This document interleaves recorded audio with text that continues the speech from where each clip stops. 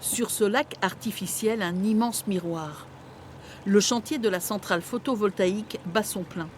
Les techniciens viennent de former un îlot de 750 panneaux solaires acheminés par bateau jusqu'au point d'ancrage. Les ouvriers les raccorderont aux 2500 déjà installés. La position des panneaux est bien sûr étudiée pour avoir l'optimum de rendement par rapport au soleil, donc au sud, et par rapport au vent, puisqu'il y a un design d'ancrage qui est réalisé en fonction des vents dominants. Il ne faut pas qu'il bouge. Il peut y avoir un petit mouvement sur l'îlot qui est absorbé par les ancrages, qui est prévu.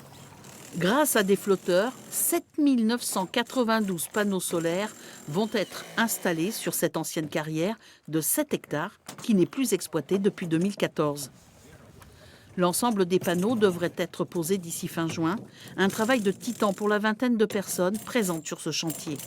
C'est un travail à la chaîne, comme en usine, des personnes qui montent, qui assemblent, et ensuite assembler comme des Legos entre eux pour après être mis à l'eau avec les bateaux. Les 2 tiers du lac seront recouverts de panneaux solaires. Ils permettront d'alimenter en électricité 1700 habitants.